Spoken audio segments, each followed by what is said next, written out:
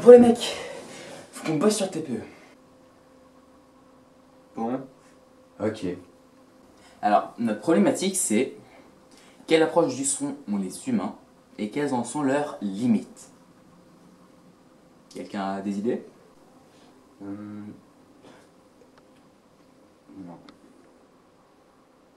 Ok, bon. Moi, j'avais pensé à faire une émission informative. Vous voyez le truc? Pas si bien que ça en fait. Mais c'est très simple. Moi, je voyais ça un peu comme ça.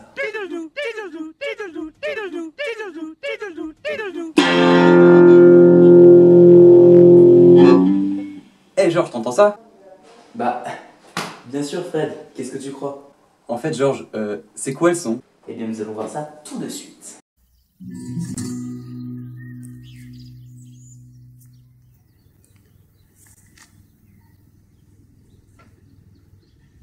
Ta ta ta ta. Ta ta ta ta ta ta ta. Alors, qu'est-ce que le son? Le son est une sensation auditive provoquée par une vibration. Et Fred, tu me diras, qu'est-ce qu'une vibration? C'est une très bonne question Georges. N'est-ce pas, Fred? Une vibration a pour origine la perturbation d'un milieu. Par exemple, quand je fais tomber des gouttes dans l'eau. La goutte vient perturber le milieu et il s'ensuit des vibrations. Ici, ce sont des vagues.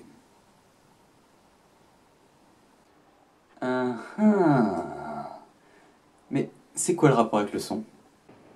Mais c'est très simple. Voyons, Fred. Le son est une vibration mécanique, c'est-à-dire qu'elle ne se propage que dans un milieu matériel. Par contre, il existe d'autres ondes qui se propagent, elles, dans le vide, comme la lumière, et ces ondes sont appelées des ondes électromagnétiques. Je vois. Eh bien, pas si bien que ça. Il existe deux types d'ondes.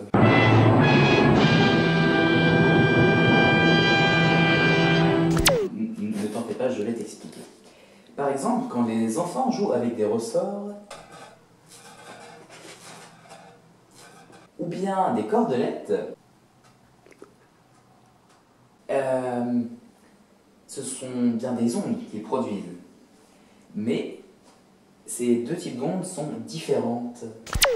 En effet, je suis ici avec monsieur Anderson. Soit, premièrement dans le cas du ressort, on parle d'onde longitudinale, c'est-à-dire que le déplacement du ressort s'effectue parallèlement au sens de la propagation. On parle alors de suite de compression et de dilatation. Au contraire, on parle d'onde transversale quand le déplacement est perpendiculaire au sens de propagation. Donc le son est une vibration mécanique longitudinale, qui se propage dans un milieu. Mais cela ne me dit toujours pas comment le son parvient jusqu'à mes oreilles. Eh bien, pour qu'un son existe et soit perçu, il nous faut trois éléments. Une source, un milieu de propagation et un récepteur. La source est une vibration sonore d'un liquide, d'un gaz ou alors d'un solide. Ces vibrations donc, peuvent avoir des origines diverses et variées, comme par exemple des chocs, des frottements, des variations de pression ou alors même des stimulations électriques. En effet, le son se propage dans tout milieu matériel. Il se propage plus ou moins bien selon l'élasticité du milieu, c'est-à-dire sa capacité à subir les différentes variations de pression. En effet, le son impose des variations de pression successives, comme sur le ressort. Donc un milieu peu élastique subira de faibles variations de pression, et le son aura plus de mal à se propager, et donc il sera atténué. Le son est en fait un déplacement d'énergie. La vibration provoque le mouvement des particules autour de l'objet qui s'entrechoquent avec les particules voisines avant de revenir à leur point de départ. C'est exactement comme sur le pendule de Newton représenté ici. Chaque boule représente une particule. Une particule va se mettre en mouvement et s'entrechoquer avec les autres, ce qui va résulter d'une particule en mouvement à la fin. Plus le nombre de particules à se déplacer est important, plus le nombre final de particules sera important aussi. Ce mouvement de particules se propage en s'atténuant, car une perte d'énergie s'effectue. C'est pour ça que plus on est loin, moins on entend. Hey Georges, tu m'entends? Mais pas vraiment, Fred. Et là, c'est mieux? Ah bah, tout de suite, oui. Mais c'est normal en même temps. Ce n'est pas un milieu élastique. Ah bah oui. Mais si je t'entends, c'est parce que les humains sont dotés d'un récepteur auditif. D'un quoi? Quoi qu'il en soit, on n'est pas tous égaux face à l'audition. Non. Ce récepteur auditif chez l'homme, c'est l'oreille. D'autres mécanismes s'inspirent de ce fonctionnement.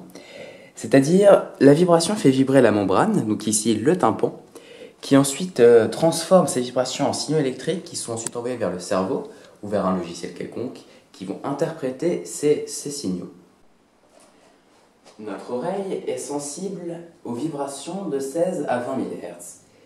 En dessous de 16 Hz, nos parois abdominales sont capables de les percevoir, même si elles ne sont pas capables de les interpréter, bien sûr. Au-delà de 20 000 Hz, on appelle ces vibrations des ultrasons. Et ça, seuls quelques animaux sont capables de les percevoir. Donc maintenant, je sais d'où provient le son, mais je ne sais toujours pas ce qui le définit. Tu m'expliques? Eh bien Fred, c'est toujours très simple. Je commence à douter. Mais si, tu vas voir. Un son est caractérisé par 3 éléments. Son intensité, ou son volume, son timbre et sa hauteur. Premièrement, son intensité dépend de la pression créée par la source sonore, et donc du nombre de particules déplacées. Plus le nombre de particules déplacées est important, plus le volume sera élevé.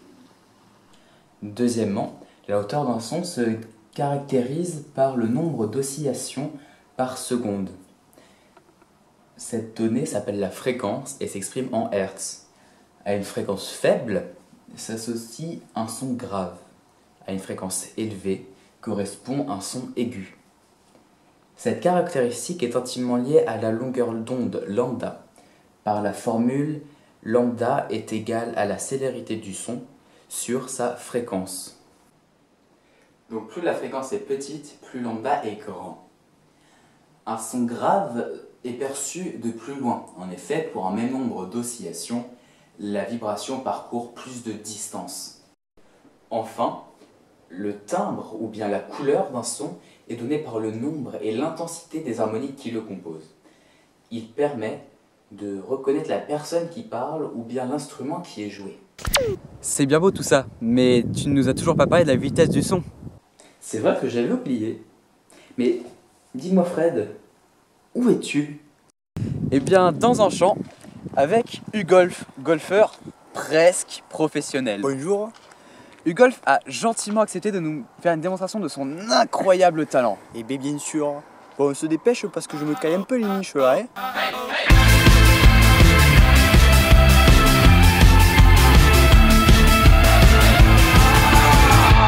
On devrait être assez loin. Regarde. T'as entendu? Il y a un décalage entre le moment où il frappe et le moment où on entend le son. Ouais, à cause de la vitesse du son. De la quoi? Fred, voyons, de la vitesse du son.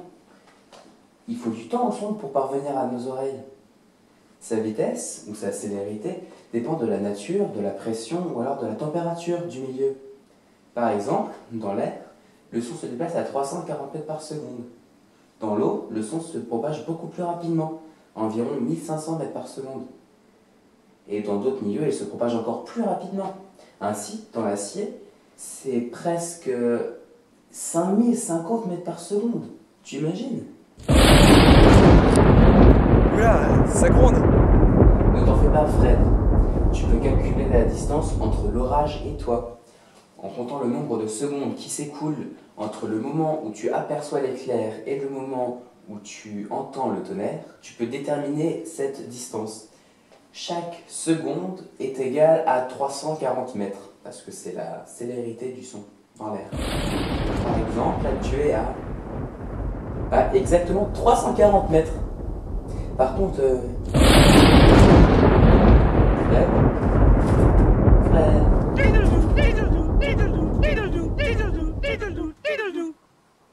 Ok, mais pourquoi c'est moi qui dois prendre la foudre? Et puis c'est un peu trop axé sur la physique. Moi j'aime la science.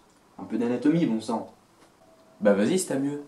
Ouais, bah moi je vous propose le concept l'homme qui murmurait à l'oreille des oreilles. Comment te dire ce que je ne peux pas écrire? À la limite, faudrait que t'inventes des mots qui n'existent pas dans le dico, quoi. Bon, ok, et pourquoi pas un reportage sur l'oreille? Je suis tout oui.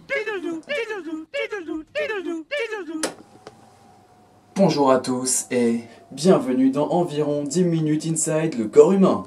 Aujourd'hui, un reportage exclusif sur notre plus grande star du moment, L'oreille et son partenaire, le cerveau. tout de suite une interview de l'oreille. Quel est son rôle, son métier? Nous allons voir ça. Tout de suite. Bonjour, ici Lucas Vincent, un envoyé pas très spécial, et je suis à la recherche d'une oreille à interviewer. Ah tiens, voilà quelqu'un. Bonjour monsieur, auriez-vous quelques minutes à nous accorder s'il vous plaît? Non. Ah bon? Bon, d'accord.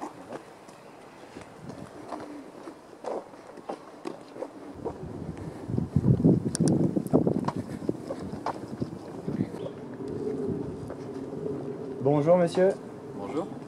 auriez-vous quelques minutes à nous accorder? Bien sûr. Alors tournez-vous s'il vous plaît. Ok. Merci bien. Alors, bonjour Madame l'oreille. Bonjour. Madame l'oreille, au-delà de votre aspect extérieur, vous nous cachez bien des mystères. Eh oui, aux yeux du grand public, je ne montre que l'oreille externe, mais j'ai en réalité une personnalité beaucoup plus profonde. Vous m'en direz tant. On me les compose en 3 parties. Le moi externe, celui que je montre à tous. Il est composé du pavillon, cette forme étrange sur le côté de la tête, cartilagineuse. Il me sert notamment à capter et concentrer les vibrations de l'environnement. Il y a aussi le conduit auditif externe qui conduit ces vibrations jusqu'au tympan, qui va les transmettre. Il ferme l'oreille externe et protège mon moi moyen et interne. Vous comprenez? J'ai le droit à un peu d'intimité.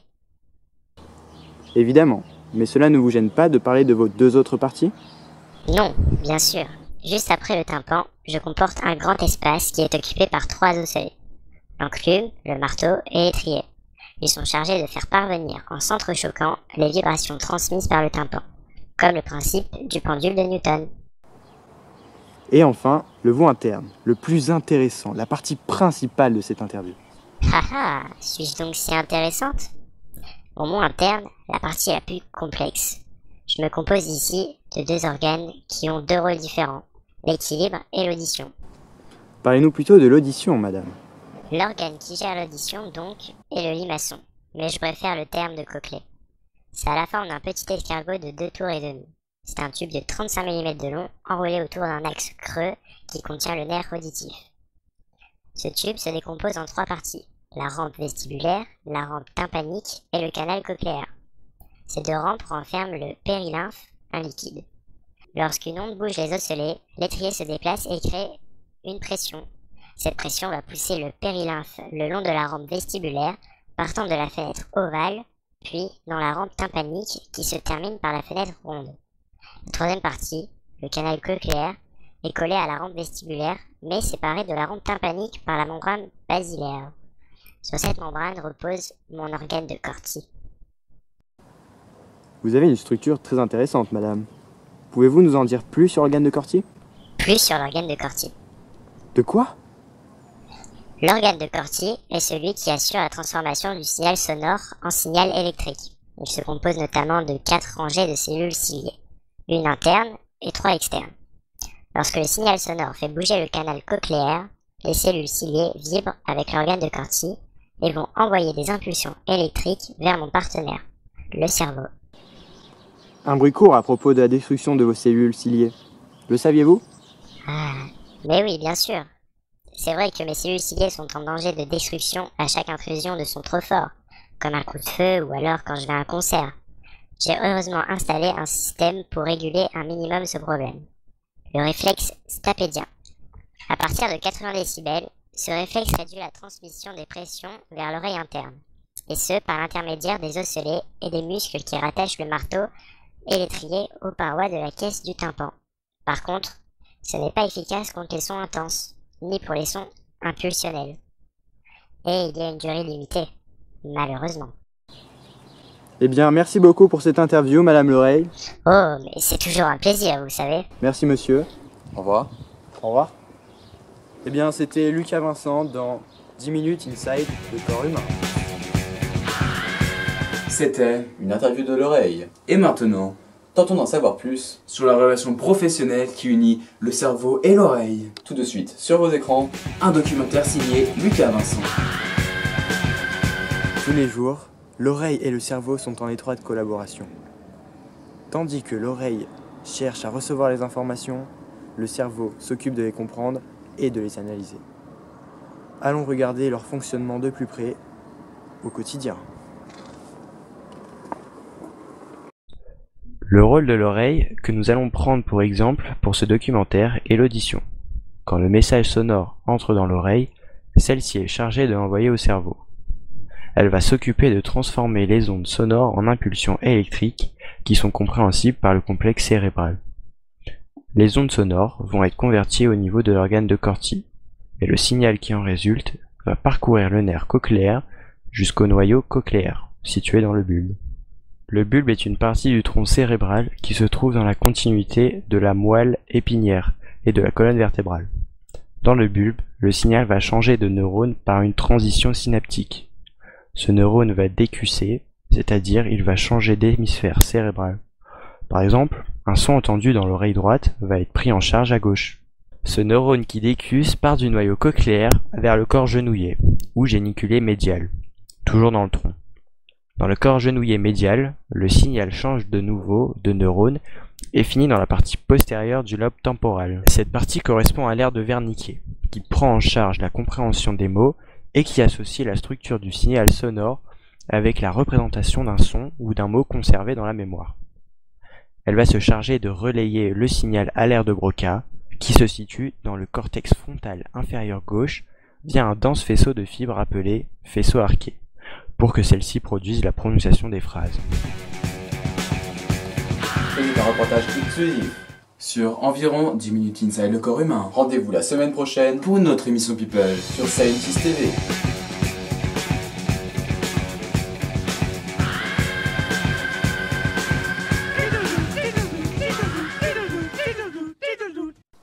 Voilà. Alors, vous en pensez quoi? Non, enfin, ouais. C'est pas si mal, hein. Ouais, c'est juste insolite, quoi. Voir quelqu'un qui interroge une oreille. Une oreille qui parle! C'est un peu gentil, moi je voyais un truc plus trash, tu vois, avec des maladies, des infections. Je vois déjà la scène sur grand écran. Dr Bob. Et puis quoi encore? Tu veux pas qu'on fasse une série américaine pendant qu'il y est? C'est exactement ça.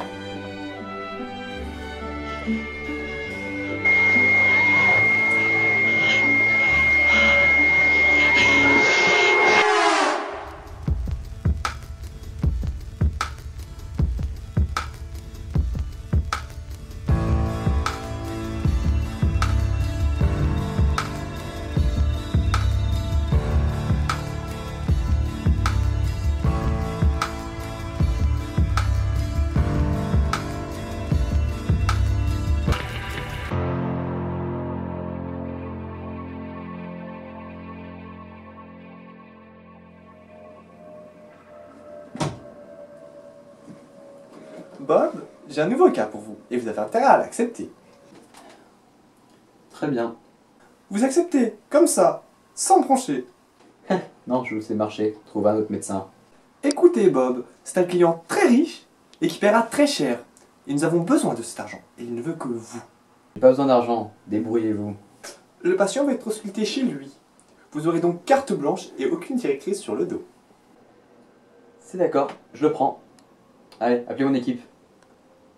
Vite! Je vous présente notre nouveau cas.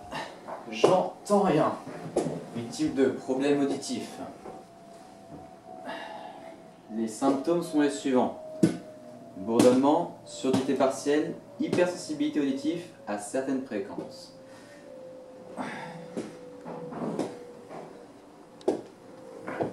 Que pouvez-vous me dire là-dessus? La maladie de Ménière? Cela expliquerait la perte d'audition et le bourdonnement. mais cela n'explique pas l'hypersensibilité et le patient ne souffre pas de vertige. D'autres idées? Et pourquoi pas un lupus? Mais oui, bien sûr, pourquoi n'y avais-je pas pensé? Sérieusement, vous avez vos diplômes dans une pochette surprise? Un bourdonnement dans l'oreille est un signe d'acouphène. L'acouphène provoque une sensation auditive. Le son à l'heure perdue est inaudible par l'entourage et peut être ressenti comme un bourdonnement, un sifflement ou bien encore un tintement.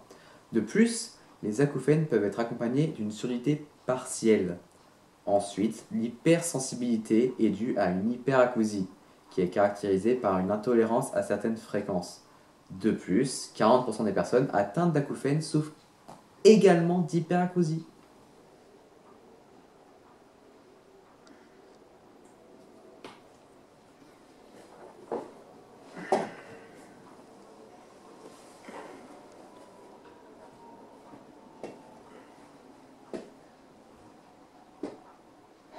Très bien, chère équipe de sous-payés.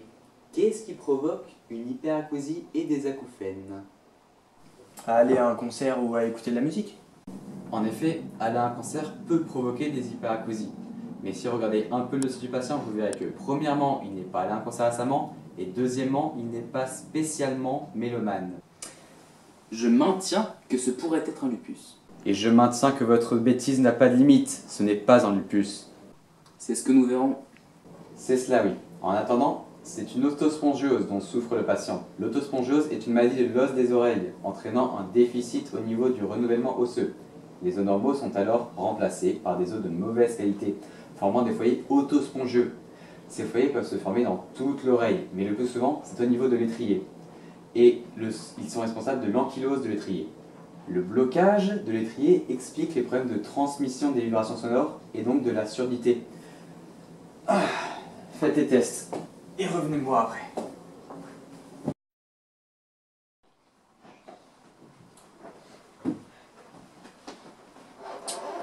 Bon, nous allons devoir vous faire un bilan auditif pour savoir quel est votre problème. Ne vous en faites pas, monsieur. Ce n'est pas un test dangereux.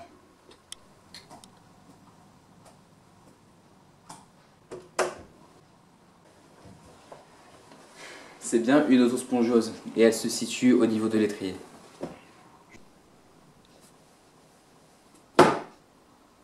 Il ne reste plus qu'à le soigner.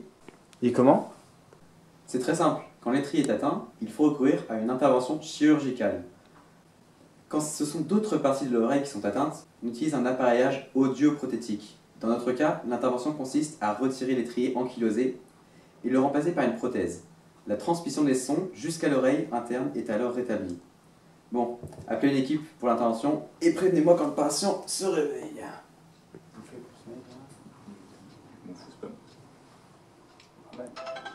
Mec, putain merde, le patient peut être... Bob, le patient a un problème. Vite! Qu'il puisse enfin dormir sur ses deux oreilles! Bob, le patient a des nouveaux symptômes. Oui, on a noté un écoulement purulent jaunâtre et odorant. Intéressant.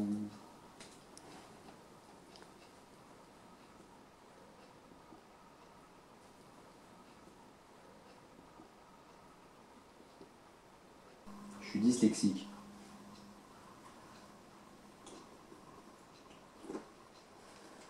Voilà. Qu'est-ce que vous pouvez m'en dire? À part un lupus, je vois pas. C'est peut-être un cholestéatome. Un quoi? Le cholestéatome, et c'est une bonne réponse. En effet, le symptôme principal du cholestéatome est l'écoulement de l'autorée purulente. D'autres symptômes secondaires peuvent être des saignements de l'oreille, un vertige ou encore des troubles de l'équilibre. Le cholestéatome se définit par la présence de peau à l'intérieur des cavités de l'oreille moyenne. Cette peau est semblable à un kyste et va progressivement grandir et créer une infection chronique de l'oreille moyenne. Cette infection causera des destruction progressive des structures osseuses de l'oreille. C'est pourquoi on le décrit comme une otite chronique dangereuse. Et devinez quoi? L'opération de l'autospongiose peut entraîner un cholestéatome. Encore une fois, c'est la faute de ces incompétents de chirurgiens. Dans certains cas, l'écoulement du liquide purulent entraîne une perforation tympanique, c'est-à-dire une déchirure du tympan. En temps normal, une déchirure du tympan se caractérise par une baisse de l'audition, des acouphènes ou encore l'écoulement d'un liquide purulent, mais finit par se reformer en prenant seulement des gouttes auriculaires et en évitant la présence d'eau. Seulement, lorsque la perforation tympanique s'accompagne d'un cholestéatome, elle persistera et il faudra alors recourir à une intervention. Cette fois-ci, je veux un vrai chirurgien. Chase, c'est vous qui vous en chargerez. Ensuite, Foreman, vous vous occuperez de l'assister. Chase, prenez soin d'expliquer à Foreman en quoi consistent ces opérations. Oui, celle du cholestéatome et celle de la perforation tympanique. Pour ce qui est de la première, l'intervention se déroulera en plusieurs parties. Tout d'abord, nous devons nettoyer l'oreille pour pouvoir agir dans un milieu non contaminé. Cette opération est faite sous anesthésie générale et nécessite une surveillance post-opératoire prolongée. Tu suis ? Ouais. Ensuite, nous enchaînerons directement sur la deuxième opération. Elle est appelée tympanoplastie. Elle consiste à placer une greffe de tissu conjonctif ou de cartilage, c'est-à-dire prélevé sur l'oreille du patient, et pour fermer la perforation. Nous devrons travailler sous microscope opératoire pour réaliser ces informations. C'est compris. Allons-y. Et rapportez-moi de bonnes nouvelles. L'intervention s'est déroulée avec succès. Parfait, je vais voir le patient. Ok. Bonjour, je suis le docteur Bob. Ah, bonjour docteur. Je n'ai plus mal. Mais c'est normal que j'entende plus comme avant. Laissez-moi vous expliquer en quoi la surdité est compliquée. Tout d'abord, ne prenez pas votre cas pour une exception. 13% de la population souffre d'une perte totale ou partielle de l'audition. Les deux causes principales étant le vieillissement et l'exposition au bruit. Mais je ne comprends pas, je suis encore jeune et je pense pas avoir été exposé plus que d'autres bruits. J'y viens. Certaines infections ou maladies, comme l'autospongiose dont vous souffrez, peuvent également endommager votre oreille et donc altérer votre perception des sons. On note aussi une perte de l'audition suite à un traumatisme acoustique, soit un coup, un choc ou encore une variation de pression. Certains médicaments peuvent aussi amener à une surdité s'ils sont pris en surdose ou trop longuement. Enfin, écouter de façon régulière à volume trop élevé, comme par exemple sur un MP3, présente un risque important d'endommager l'audition et même de provoquer des acouphènes. Dans mon cas, c'est donc la maladie qui m'a rendu malentendant, n'est-ce pas? C'est cela, oui. Dans votre cas, il s'agit d'une surdité de transmission. C'est une surdité qui atteint l'oreille externe ou moyenne. Elle peut être traitée grâce à une intervention chirurgicale. Dans d'autres cas, nous avons affaire à des surdités de perception, une surdité qui atteint l'oreille interne et qui nécessite le port d'appareils auditifs. Dans les plus graves cas, nous devons recourir à un implant cochléaire. Enfin, il existe la surdité mixte, c'est-à-dire le cumul des deux surdités à la fois. Des questions ? Je vais donc encore devoir subir une intervention, c'est ça? Non, car nous avons déjà fait notre possible lors de la première opération pour vous rendre votre audition. Une deuxième ne serait donc pas nécessaire. Vous allez devoir porter des appareils auditifs. Ces appareils possèdent un microphone qui amplifie les sons qu'ils intègrent, puis les retransmettent via un haut-parleur directement dans votre oreille. Voilà qui me rassure, je commence à avoir ma dose d'opération. Merci, Dr. Bob. C'est ça.